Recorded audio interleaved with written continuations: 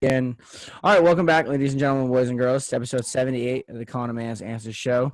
Back with me today is Teddy. He's a historian. We had a great conversation last time, so let's just hop back into it. How you been, bro? I've been good, man.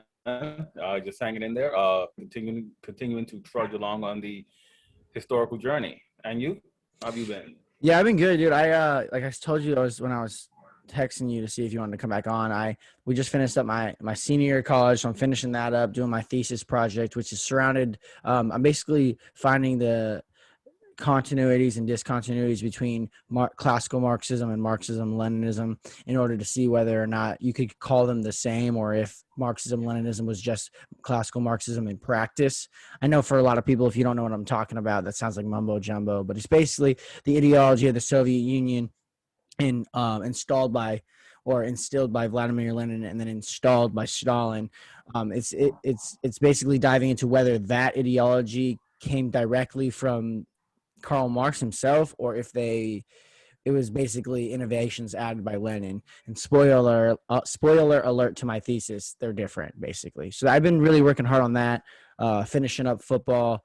But yeah, bro, let's get back into you. You know, before we started, you were talking about you're diving back into the American past and like the American journey. So just touch base a little bit on that for the listeners and what you're doing.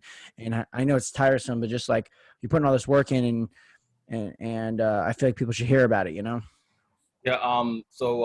Basically, I spent my summer re-editing, reevaluating, and kind of relearning American history. You know, going all the way back to the first crossing of the first human to enter North America via the Bering Strait, when it was just a solid ice sheet. Charting their movements and going over the theories, because we're still not sure when the first migrations began and which routes they took. There are some theories that rest on them traveling via a purely coastal route, sort of charting down the coast of Alaska through British Columbia, Washington, Oregon, California, and then sort of branching out when they got to modern day northern Mexico.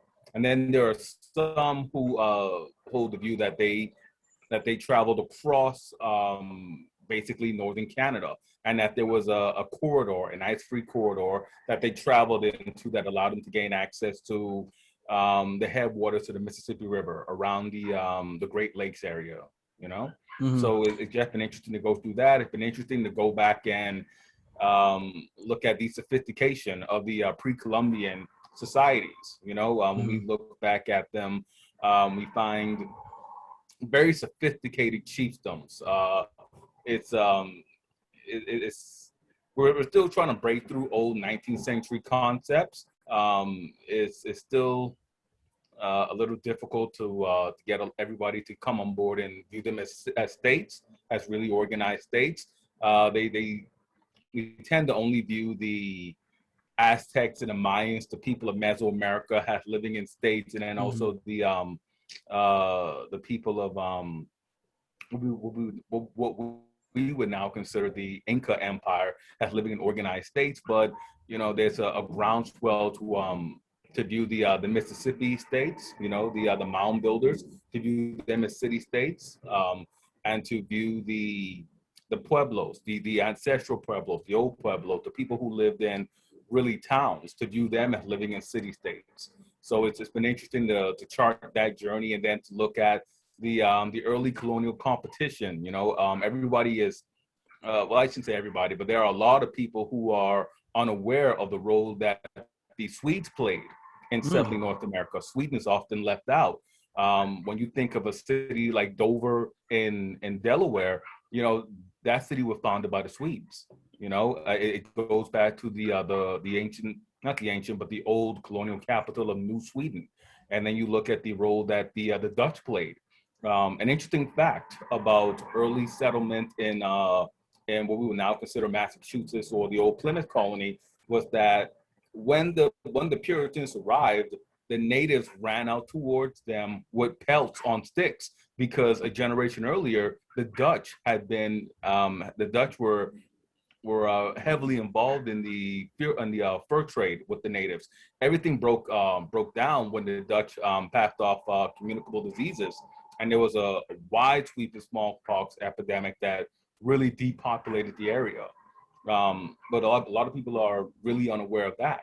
Or even when we get into the early colonial competition between the Spanish and the English, and then later the English, later British, and the French, for really for exploiting the land and the resources along the Atlantic seaboard, and then later into the Ohio River Valley.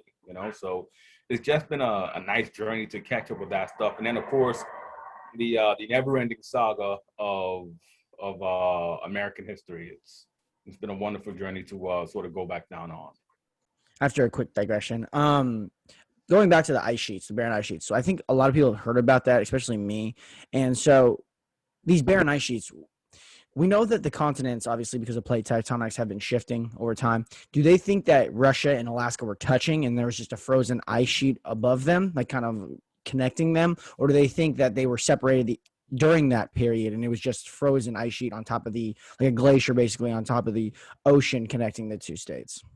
Well, and again, it's different conflicting theories. Well, back then, it was a lot more ice. It was a lot colder, and the sea level were a lot lower. So there were they were close enough to where you could island hop. There were a lot of islands in the Bering Strait. So they were close enough, and the water was shallow enough that herds of mammoth could just travel. Could just walk across it, and humans, of course, would follow the herds. There are some there's some who theorize that it was island hopping going on there. Some theorize that they could walk across. Some, and this is still a prevalent view, with that there was an ice bridge. So you will be able to say that the forest stream of Siberia and the western extreme of Alaska were connected via an ice bridge. You would still have the islands poking up above it, but you could essentially just walk across it, a solid sheet of ice. Yeah, it's crazy. And because what strikes me as really fascinating about human history is that, not only are they finding older humans like the Denisovans, they found them in Siberia, right? And obviously Neanderthals that everyone knows about, and modern humans, but they're also figuring out that people originate from different areas. And we have had this theory, I don't know if you saw it, but there was something that said they found a modern human in the United States or in the Americas that dates back 10,000 years before they thought the first humans were here. And so it's fascinating because I feel like as technology gets better and as we get more advanced in how we do geology and how we do anthropology, it almost makes it seem like no matter what, the current state of how we think evolution occurred and how we think the travel of humans occurred, it must be different. Because to say that all modern humans, I don't know if this is the theory, but to say all modern humans came across from Asia, I feel like it's severely misguided. I feel like there had to be people originating in the Americas because it's such a large state, and because of the thing that we all evolved, and at one point Pangea existed and they were all connected. People must have migrated, or organisms must have migrated because of weather temperatures. So I feel like as we get more advanced, we're going to figure out more and more that people did originate here. It's just going to be interesting to see whether it's like another type of human like the Denisovan, or if it's an actual modern human. What do you think about that? Yeah, like you said, we the more research we put into it, the better it's gonna become. We know that at least 40,000 years ago, that there were anatomical humans crisscrossing the globe, because the Australian Aboriginal culture is the oldest extant human culture. And they arrived in Australia about 40,000 years ago, and they've kept largely that same culture. And then also, as far as genetics are concerned, we still don't know. We still don't know the full extent of the interaction between these different hominid species, between anatomically correct man and Neanderthal. And this is something a lot of people, again, aren't really tracking, but there are still people, anatomically correct people, modern Homo sapiens, who carry Neanderthal DNA because there was interbreeding. Now we're only tracking Neanderthal DNA. We don't know if any other of the Yeah. early hominid species also intermixed with early man, but we do know that there's like isolated pockets from the Eastern Mediterranean all the way up into like central Western Europe, you know? So Yeah.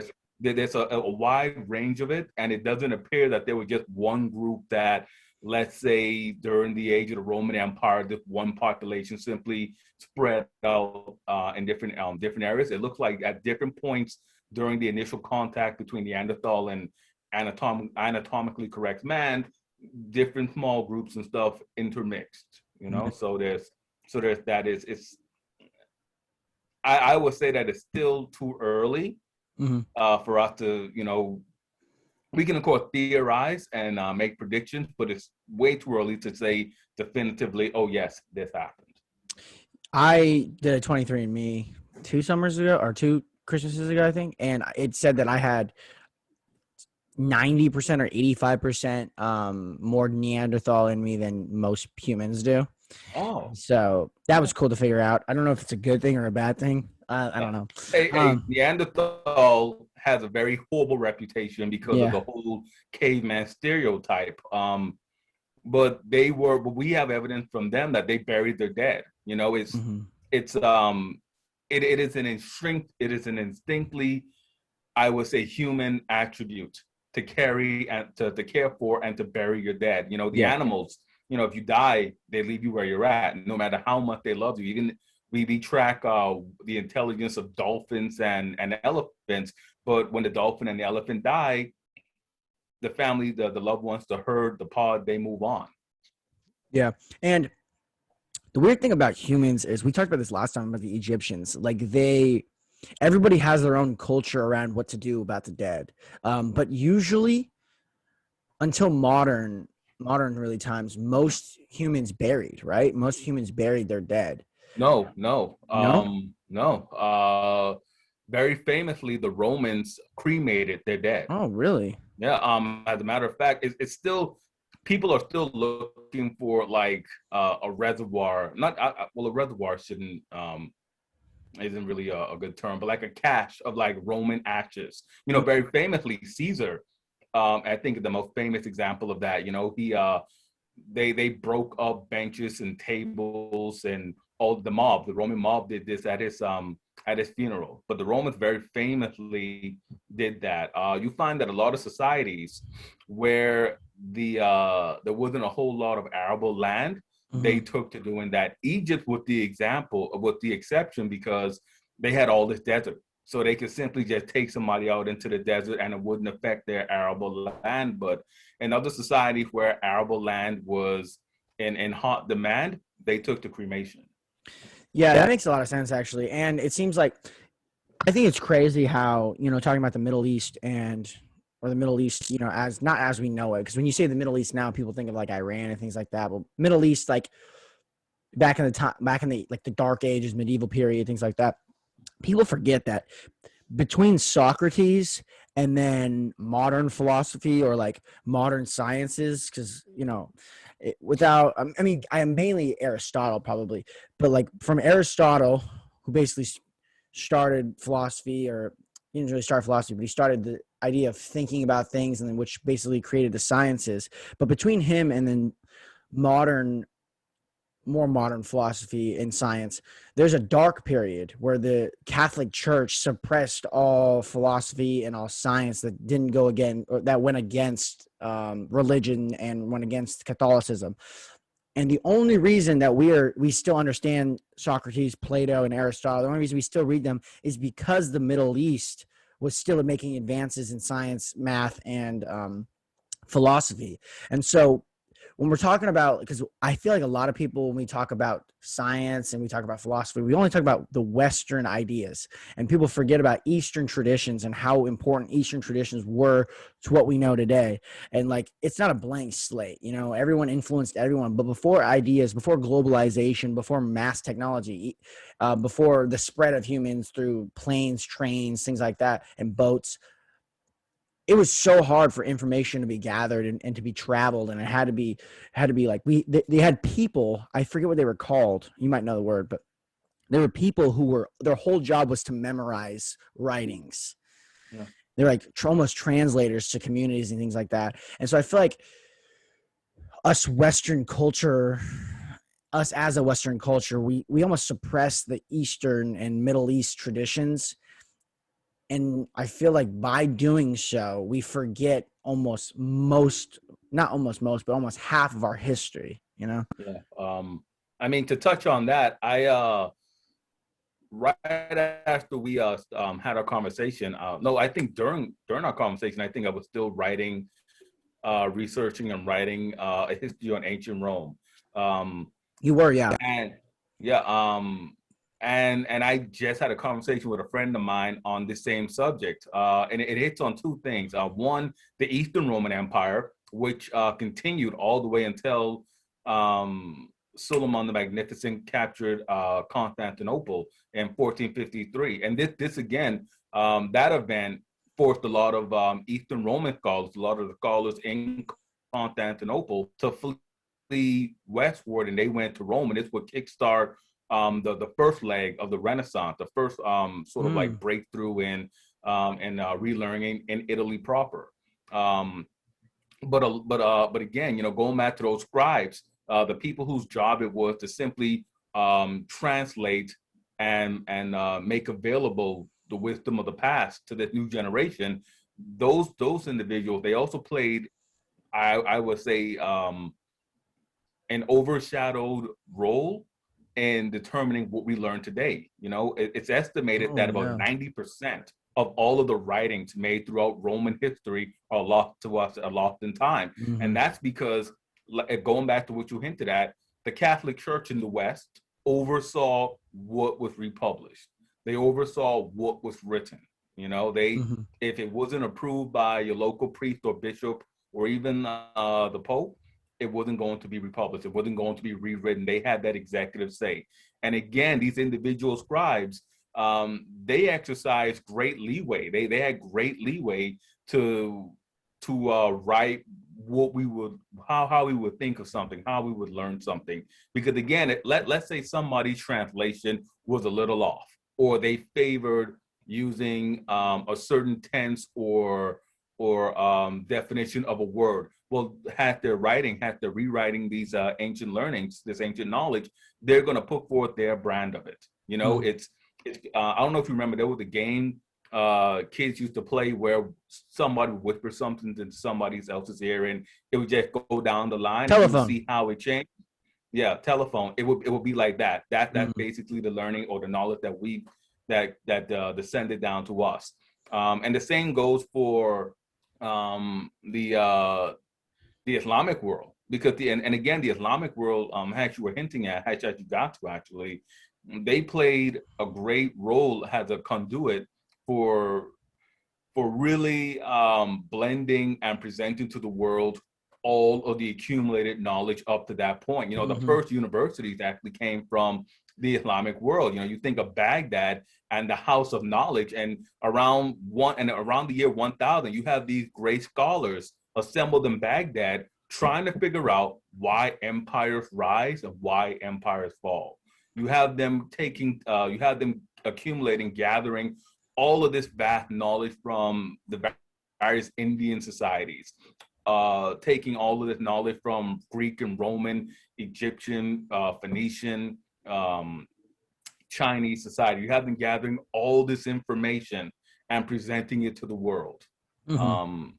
What else? And I mean, and an enduring example of that, right, is our Arabic numerals. We know them in Arabic numerals. It's the standard 0, 1, 2, 3, 4, and so on. Yeah. They're actually Indian numerals. The early Islamic scholars, they simply adopted them because they were better. It was a better system than anything before them. They were better, less cumbersome, better for accountings to write and ledgers than old Roman numerals or the old numeral system in what we now call the Middle East. So they adopted that and they spread that. The same thing was with chemistry. What we now consider chemistry was simply science in ancient chemistry. That's why it's called chemistry, alchemist, you know? Mm-hmm. Same thing with alchemy. You know, it's the science of alchemy. And then you know, to branch off further, what we now call philosophy, the intellectual wanderings or thinkings of Plato, Socrates, and Aristotle, you Mm-hmm. know? Yeah. Um, Yeah. It seems as though philosophy too, because that's something I study here at Pacific, but we're taking philosophy of science, so we're kind of learning about that right now. It basically started with the teachings of those three people, and then as it was lost, the Islamic and the Middle East cultures picked it back up, and they kept on formulating ideas through philosophy, and then finally the Westerners said, "Screw you, Catholic Church. We're gonna also learn science." But yeah. it's crazy because we're learning a lot right now about how objectivity isn't. I don't know if you know anything about theory latedness, but it's the idea that everything is theory and that nothing's really objective, because behind every theory and behind every viewpoint of the world, there's always theories and there's always ideas that people have learned from other people and have learned from things they've watched and things like that. So there's no really true objectivity when there's humans involved. And it's crazy to see that, because throughout history, science has been something that, to study science, you need funding. So you have to study what somebody wants you to study, or you have to study what the Catholic Church or the totalitarian state lets you study. So it's always been formulated through what the state or what the government subjectively wants. And so objective science and objective reason, they exist. While they exist, they kind of exist as a substract, different or opposed to the individual or the human, because you will never as a human be able to study something objectively, because of how theory laden you are, and how the society that you're in determines how you think about things. And then what you think about things is determined by who you surround yourself with and what you've read, and no one has done the exact same things. And it's really fascinating, because it really does make you think that there is something to the human that is different than to a rock or to a wall or to a dolphin. There is something that is subjective to being a human and to the experience of being a human. And this gets in something that I wanted to ask you about. I don't think we talked about this last time. Consciousness is something that everybody's fascinated with. And as a historian, can we pinpoint, or almost in some type, in a century or some type of area in time, where consciousness, we think, evolved to the point where humans thought about themselves? Or is it still kind of a gray area and we don't really know whether it was something that just happened in one generation or evolved slowly over time? What is consciousness, and can we pinpoint where it started? Um, as historians, not it's not something that historians have pinpointed. It is something that psychologists have thought about a long time ago, and there is a theory that, for example, you're in a dialogue. There's a theory that began that was first interpreted as early humans believing that the gods or a god was speaking to them, that they weren't insane, that they were being given cues, to go ahead and do something, or to believe a certain way, or to just reaffirm something that they're already feeling. Mm-hmm. Okay, that they would have interpreted whatever they said or did to be their own action, but any thought or impulse that came to them to be the work of a god. And it would explain why we had so many gods, and why we gave gods specific attributes and attributed certain times of the year or certain natural phenomena to the gods. Mm-hmm. Mm-hmm. Uh, as far as like an evolutionary answer, I forget the name of the bundle of nerves that connect your right and your left brain hemispheres. But there's also a theory that those nerves evolved in humans to sort of bridge together the two halves, and sort of provide, I guess, a biological mechanism by which to sort of explain away the inner monologue and sort of dampen down the, well, not dampen down, but sort of holding check those that prior thought, that prior school of thought that this is the actions or the works of the God, as human society became more complex. Mm-hmm. I don't know if it fully answers it, but it's again still not very well understood. We still don't know a lot about the brain, and we still don't know a lot about brain evolution. There's also a theory that eating meat, particularly eating fish, spurred development of the brain and sort of put us on that the trajectory path that we have now. So it's interesting. There's not as many people as I think we should have studying this, but there are people studying it and trying to make breakthroughs in that. I feel like it's very not only is it very complex, but it's very nuanced because of the fact that you could answer it in a multitude of ways. Subjectively, you can answer the question of what is consciousness through religion. You can answer it through spirituality. You can answer it through psychedelic experiences. Because have you heard of the stoned ape theory? I think we've talked about this before. Have you heard about it? Yeah. Yeah, about how they ancient modern humans, when they were coming down from the trees, they ate the mushrooms on the path to Sahara, and it made them connect neurons in their brain that hadn't been connected before, and it basically created consciousness. So that's a theory, and you can answer the question in a multitude of ways. The reality is, I don't know if we'll ever be able to answer why we think, but we just do. You know, like Descartes, I think, or I think it was I was Descartes. just about to say that. I think, therefore I am. Yeah, and so Descartes famously said, obviously, if you guys are listening, I think, therefore I am. It basically proves that you can prove that you're conscious as an individual, but you can never prove that other people are conscious. Everyone else could be anatomic robots, and you're just the only conscious person that exists. But you exist because you can think, therefore you are existing.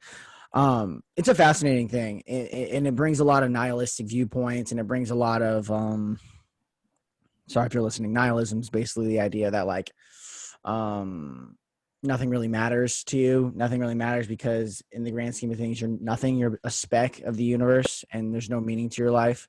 And you answer that usually through existentialism, which says that authenticity is the best way to go about it. So I'm giving you a little philosophy background, but I think that the consciousness argument, because it's so nuanced and you can never really pinpoint when someone, an early human was thinking, you can't really look at a skull and see, oh, this is when we think humans consciousness evolved, because it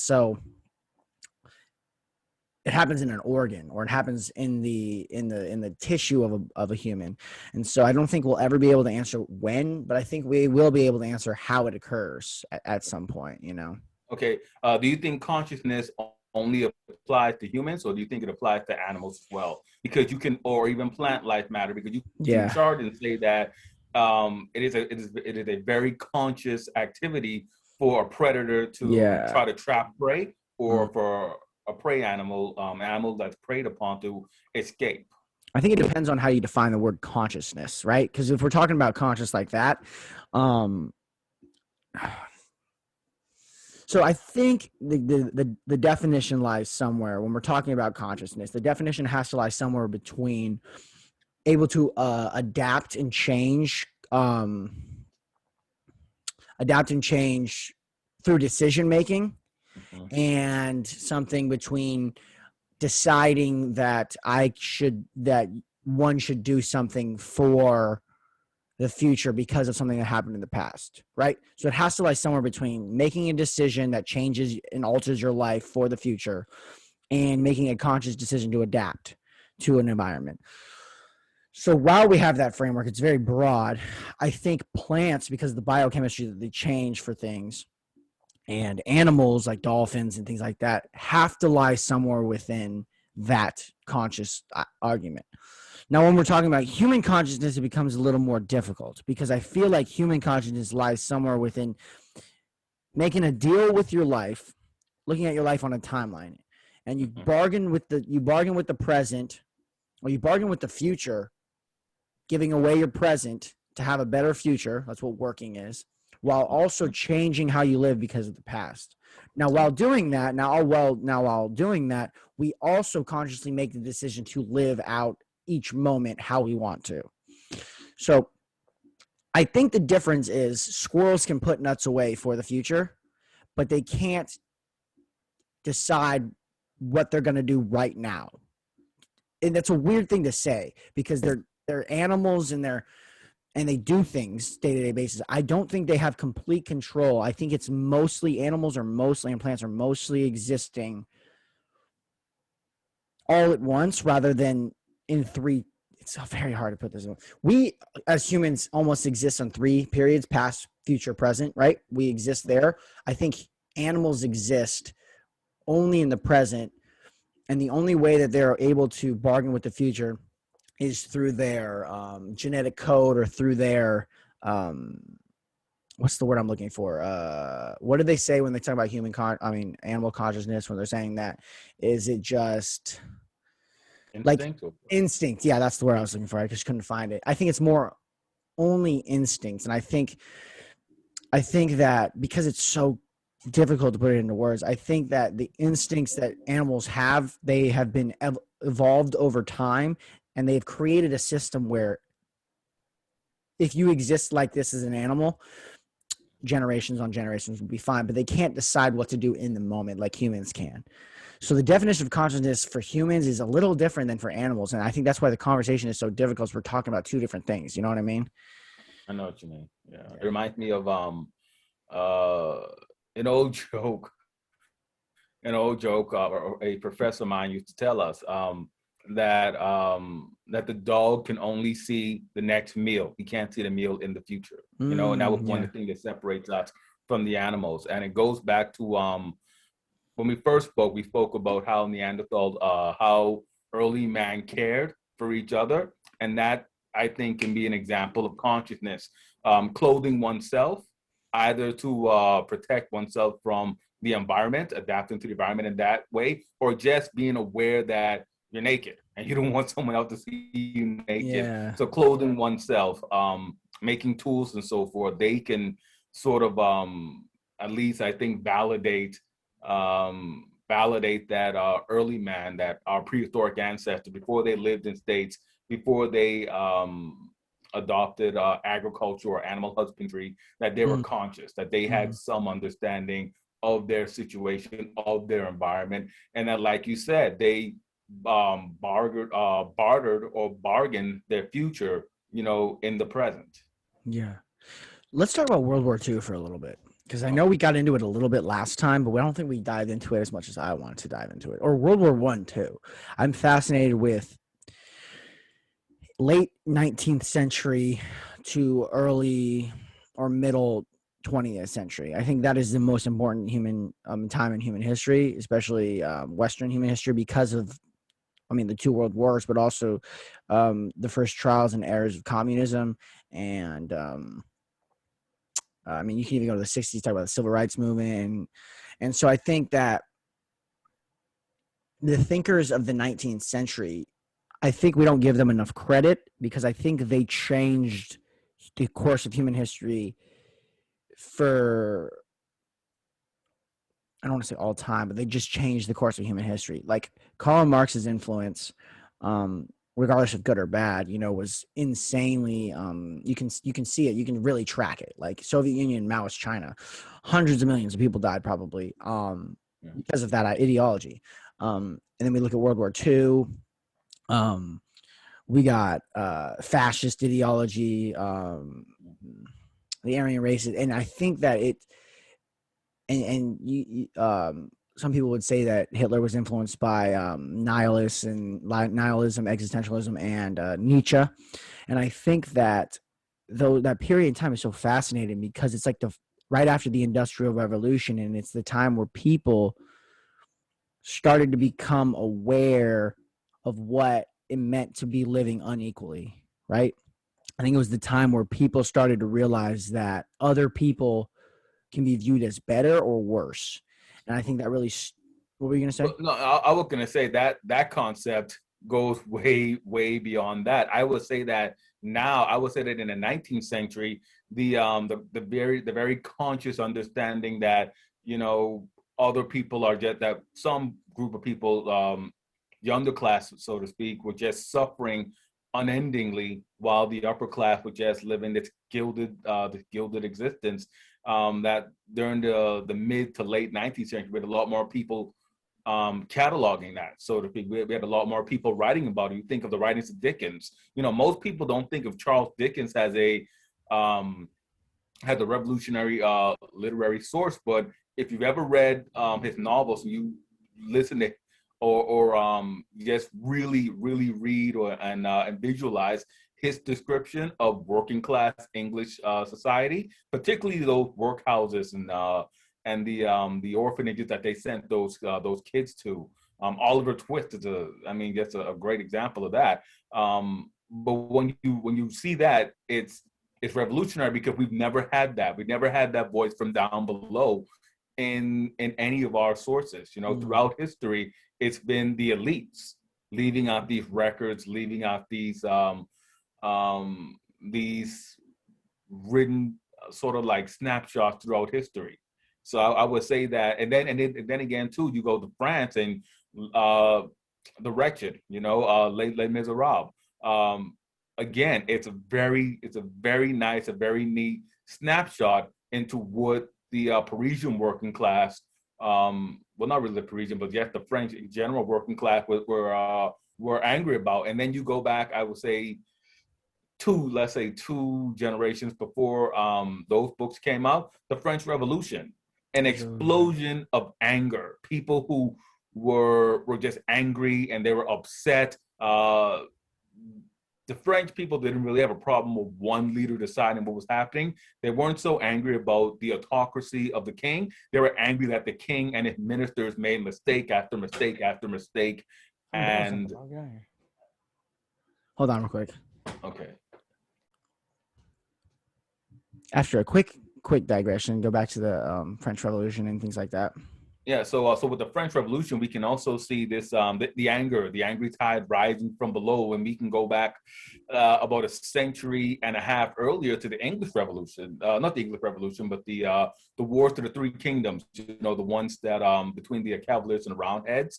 We again can see discontent from below at the handling of the affairs of state by Charles I, and you can go back throughout the eons in history to just see voices from below rebelling against their leadership because they were unhappy with the distribution of wealth, or they were unhappy with the running of society.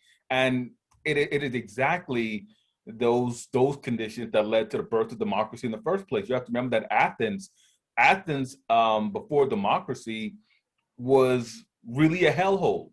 You had parents forced to sell their children into slavery, or husbands forced to sell their wives into slavery. You had this enormous debt peonage going on, and it got to the point to where there was an outbreak of what the Greeks would call stasis. You know, which we would identify as class conflict, in which the underclasses had enough of the elites in the city of Athens, and literally just forced democracy on. Well, Solon came up with the principles and the concept of it, but you really had the lower classes force democracy on them, and the Greeks, really the Athenians, and Athens, I should say, is really Attica writ large.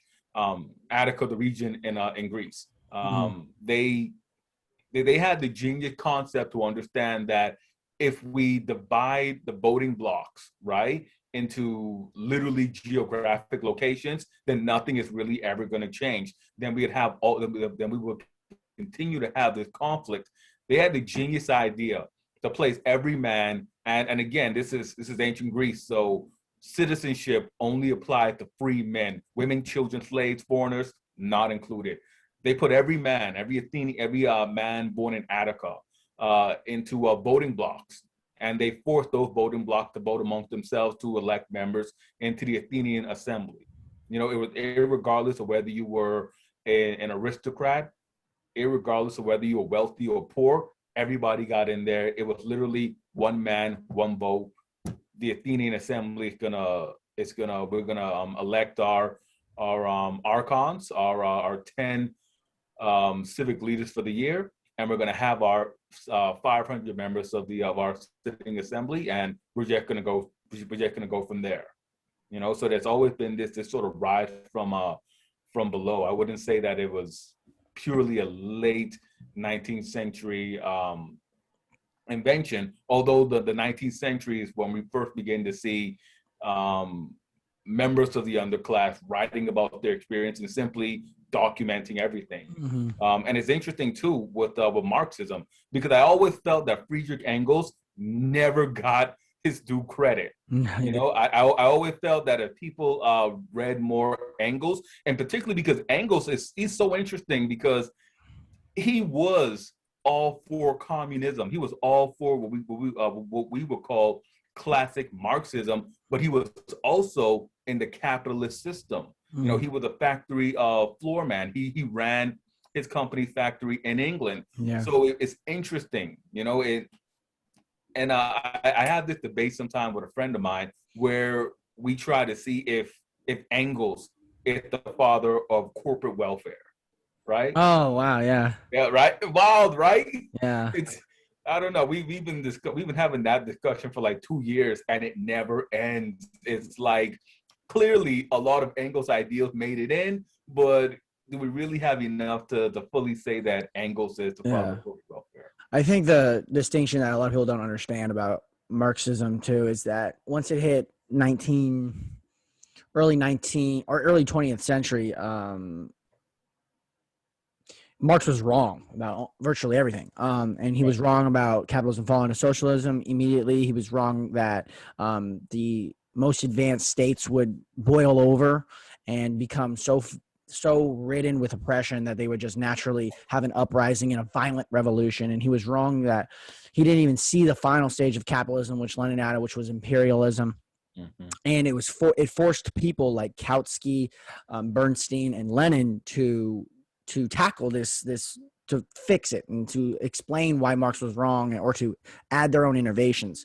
Bernstein, I don't know if you know anything about Edward Bernstein, but he's a famous revisionist Marxist who believed that the only way that revolution was, he thought that violent revolution was, what is his famous quote? He basically said that violent revolution is emotion taking control of the mind, and reform and debate is the mind taking over emotion. And so he was very famous of saying that, like, as we would think of Bernstein, we would think of someone like Bernie Sanders or someone like a modern Swede or Swiss, or Canadian even. And then Kautsky didn't even answer the question. And Lenin basically created Imperialism, the last stage of capitalism. He wrote that famous book. He wrote State and Revolution, and he politicized Marxism in a way that through the Bolsheviks, and he basically subjugated the will of the working class to class conscious individuals called the Bolsheviks, which is, if you guys don't know, is a group of professional revolutionaries. So basically the authoritarianism lies somewhere from Lenin adding that idea of a need for a violent revolution, and also adding that the workers and the peasants were not class conscious enough and they weren't ready to have complete control. And he basically never gave the working class control, and it always stayed with the party through something called democratic centralism, which is basically, if you don't know what that is, it's basically the idea that they could debate, but as soon as the decision was made, you're not allowed to dissent, or you're basically done. You're out of here. And so the Soviet Union was, and Mao's China had kind of this almost the same thing, but the Soviet Union was not classical Marxism. It wasn't. They were so different. But classical Marxism isn't a political theory, and I think people think it is. Classical Marxism is a critique of capitalism and the predictions of what was thought to come. It's not a political theory. Political theory comes once we get to Marxism, Leninism, or Maoist China, or nowadays what we would think of democratic socialist policies, and with Edward Bernstein. Marx was not a political theorist. He was a philosopher. And people don't really realize that distinction. And I didn't even realize it until I did a 30-page thesis on it, So it's a hard distinction to make. Yeah, no, it is. It's something that you really have to put in the time and effort to, but it's also something that I think the minor not the minor and the major details of it are locked on people because of the sort of negative reaction anytime you say Marxism or socialism to some people. It's an automatic shutdown. I think it's a sort of like cultural legacy of just the Cold War that just hasn't been resolved through the preceding generations, through the generation following the collapse of the Soviet Union. But yeah, no, I agree with that statement. I wanted to ask, so as far as socialism in the West and capitalism, I've had a theory for a while that I sometimes also debate with friends that really socialism failed with the death, not socialism, but like communism, classical Marxism, communist brand of communism really failed with the death of Lenin, because I think that if Lenin had lived and he had tried to, and if he had tried to lead the Soviet Union through the 1920s into the 1930s, he may have come up with this. He may have attempted to put the ideas of Marx and Engels into practice. With Stalin, it all came to an end, and it was just his way or the highway. But in the West, capitalism sort of failed with the Depression and with the Great Depression, the Dust Bowl, and the stock market crash, only to sort of be rebranded with socialist concept. I don't know if you ever picked up on that or if you agree with that. Yeah. So to talk about the distinction, the socialist policies, socialism added a little bit to capitalism. I did notice that with the New Deal and welfare now and Medicaid and Medicare and things like that. I don't think, to touch on something that you said, I don't think Lenin would have done much different than Stalin. I think Stalin was a little more violent, but if you read Lenin, which I have, he was very okay with killing dissenters and very okay with limiting people's individuality and very okay with oppressing a class of people through what they needed, to give them what they needed. And so I don't think classical Marxism would have ever, it's just so hard because it doesn't seem like classical Marxism was created to be a state. It seems as though classical Marxism was just describing why capitalism was flawed and why socialism would take over. It didn't say how it should take over, really. But yeah, I think it's the American policies, the American socialist policies, they did do a number on capitalism, because now we're sitting in this world where corporate finance and banking kind of own a share in how the system works, big corporate and banking specifically basically own a part of the country. And it's really weird. Lenin talks about this in Imperialism, the Final Stage of Capitalism. He basically talks about how capitalism as we know it died with the Great Depression, and what we got was finance capitalism, which is this merge between big banks and the industry. And I think that once we get to this new form capitalist imperialism, we find that all that matters is earning more money for corporations and corporations oppressing the people and keeping the people fighting each other so that they can never fight the system. I think part of the reason people are fighting so much with with regards to race, as if race relations in the United States have been better before. You know what I mean? Like Yeah. it's this about as good as it's been in a long time. It was never race relations in the United States. You don't have to go back that far to find true racism, like real. Like I'm talking like you go back 50 years, and there are people who are being severely like lynched, people who are You go just about 30 years for that, man. I yeah mean, yeah I think yeah like the last one that made national headlines was unsurprisingly a case from Mississippi, yeah. in which guy was actually chained. He was it was uh it was never fully investigated, Mm-hmm. but it was so brutal that it made the headlines anyway. They hung him with chain rope, with like the metal like chain rope and stuff. Yeah. Um, Oh, but to go off of what you were saying, man, yeah, corporate imperialism is like sort of like what emerged from um, from I guess the capitalist world following World War II. You know, from we can steadily chart from 1950 to the present. Corporations have become sort of central. They've sort of taken over global economics and global politics in the way that the old colonial powers had.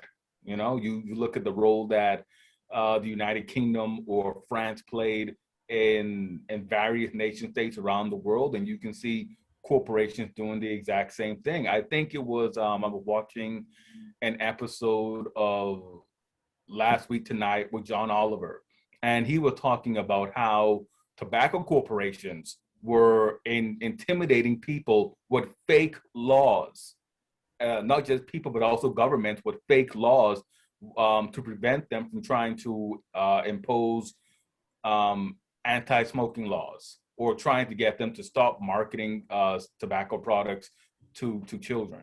You know, so yeah, we can definitely chart that and see that corporate imperialism sort of is like the new imperialism. It's almost like orange is the new black, but for yeah. imperialism. Do you think that as United States and as the world, as globalization becomes so pertinent with social media and technology, do you think that we'll ever become unified as a country or as a Yeah, the planet. I would you can't really say planet, right? Because there will always be dictatorships and there will always be far ends, you know, there will always be people trying to be egalitarian, there will always be people trying not to be egalitarian, you know.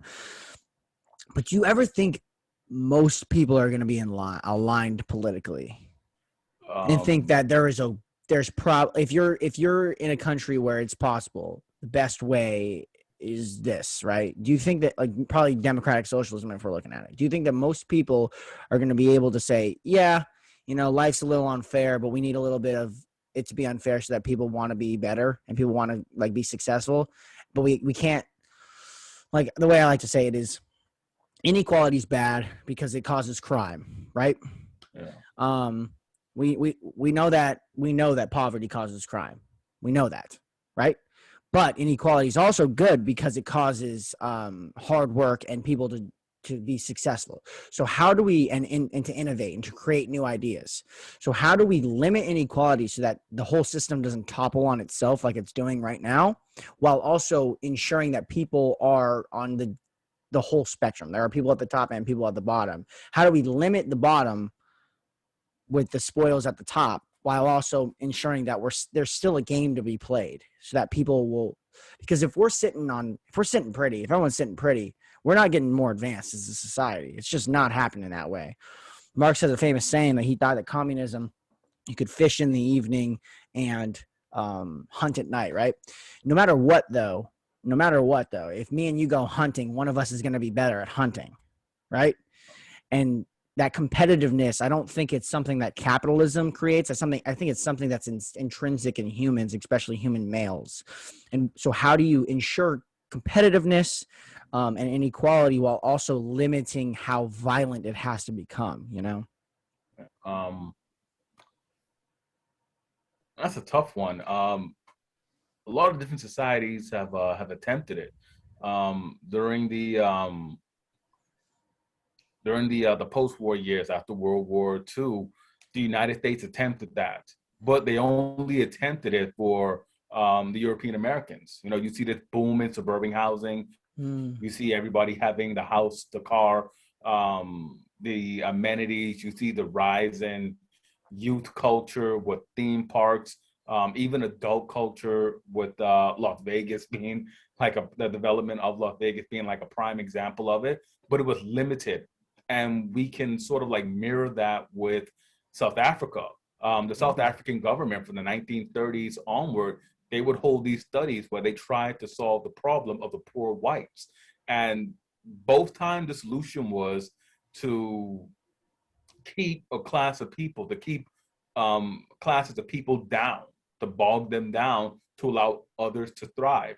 I think that you can do it. I think that you can create a system in which a vast majority of the people in a society are living comfortably,